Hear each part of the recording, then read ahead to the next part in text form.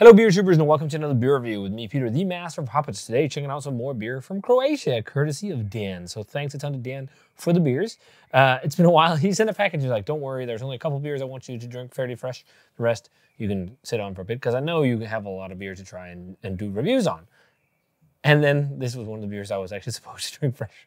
So sorry, he's kept bugging me about drinking this, like drink it now. And I think it was packaged in April and we were drinking it in July.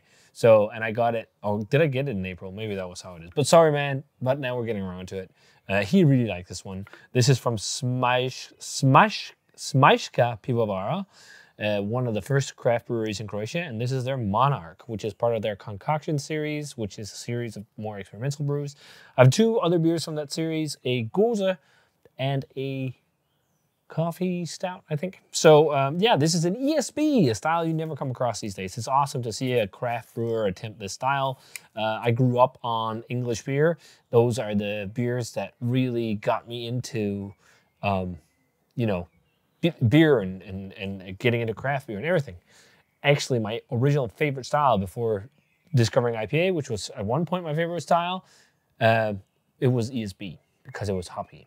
And I think also for a period of time, you know, English Pale Ale or IPA was also my favorite. And then it became more the American stuff because it was more, you know, fruity and whatnot. Then haze, and now kind of back to West Coast if we're talking IPA.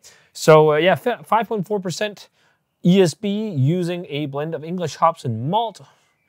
And it has a caramel touch to it. It says touch of sweetness. Yeah, let's see how this one is. So pours a lightly hazy copper rust orange color, low carbonation, which is somewhat common in British beers, especially cask ales, tan looking head. Smelled nice from here. Let's check out the aroma. And thanks, Dan. Yeah, that smells very nostalgic, very bready and biscuity.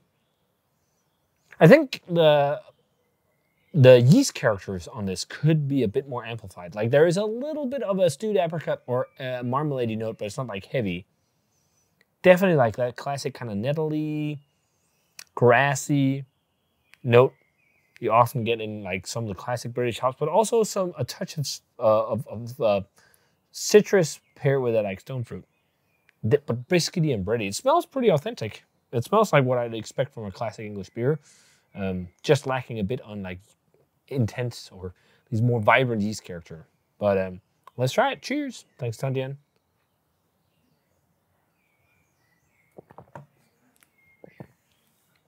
Oh, you could smash this all day. Highly, highly, highly, highly drinkable beer. Especially because of that lower CO2. I think it really suits these kind of English beers. You don't want them to be super fizzy. But it's just like, I want a little bit more yeast flavor. Like it has a lot of the nuances I talked about. It still drinks quite well. This has been in the fridge ever since I got it. Like since I have a beer fridge in my new house now, a lot of the stuff that needs to be stored somewhat cold are stored cold, like ever since I get it. And then until I crack it, which is awesome. Like beers that need to develop, just leave them in the cellar where it's anyways a bit cool. But having a fridge as well is just awesome. I can't believe I never had one. But very authentic ESB. My biggest caveat is that it lacks some of the complexities you get from yeast. Some of these classic English beers that has these abundant, vibrant yeast flavors. And I'm guessing it's because they probably fermented this with SO4 or something like that. SO4 dry yeast. It's just my guess. It's a yeast that's super common in brewing when people are trying to imitate English beers, but you do not get as much character out of that. I think it's a little too clean. But I just realized that I have an email from Dan where we have loads of info. So let's see here. He just thought it's a really awesome ESB. 90s territory for him.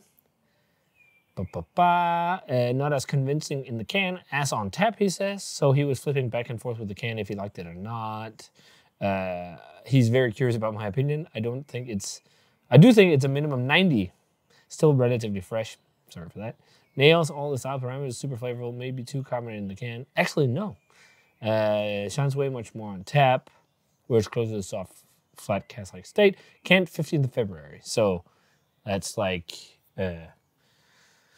March, April, May, June, July. So it's about almost 5 months in the can. So it would be fresher, I'm sure, even better. But it's still drinking quite nicely. But for me, it's not like hops or anything that's lacking on it.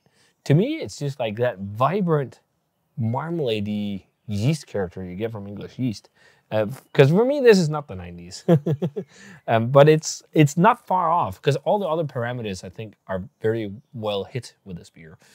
And especially also like body and everything. It's very slick and velvety, with some dryness as well. It's a very good go at an ESB. I think so. It does have a little bit more fruitiness now that it's warmed in the glass. It doesn't exactly break 90. I'm just like, there's also like a almost butterscotchy tone, which is nice. It's just, for me, it just lacks the fruitiness that I really love in ESBs. Like, it feels very much like a bitter, and you know, the extra special kind that's stronger, a bit more flavorsome than the classic lower strength bitters. But it's just, it feels like it's holding back on yeast characteristics. Which is one of the things I loved about the English beers back in the day, all those marmalade-y, jammy, awesome characters. And I think a yeast, if it's SO4 they use, they definitely got some character out, but that's a yeast that I think is a bit too clean. I think when brewing classic English beers, it's more fun to look into liquid yeasts, or definitely yeast from producers, you know, making a wide variety of a English ale yeast. I think we're talking dry yeast. Who else? I mean, I think, what are they called? WHC Labs in Ireland. They have a pretty good selection. And then there is Vannemang, but as far as I remember, I've not been super stoked on theirs. Maybe I had Windsor where it was okay. I'm not sure. It's been a while since I played around with a lot of English yeast besides London Ale 3 for hazies. But that actually also can work really well in making esters for ESBs and stuff like that. So maybe 87, 88, something like that. It's still pretty good beer. I'm just not like super fired up. Maybe I would be fresher, but I'm not sure, because again, it's not hops or anything that's a caveat for me.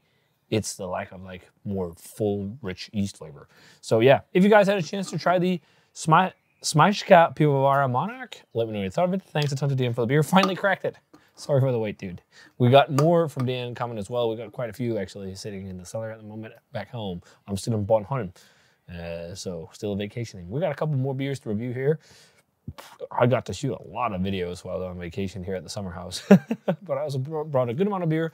I bought more beer over here, which is some local stuff. And we even got to tour Pennillan and Zmajska Monarch. Zmajska Monarch, there's no video, but Pennillan, I've got a little interview with Jessica, which will be fun. But this was nice. So if you guys had it, let me know. As always, comment, subscribe, check out the Facebook fan page and Twitter and Instagram. Give the video a thumbs up if you enjoyed it. Ring a bell for future notifications about videos. I'm going to say cheers. Thanks to Dan for the beer, and see you guys in the beer review.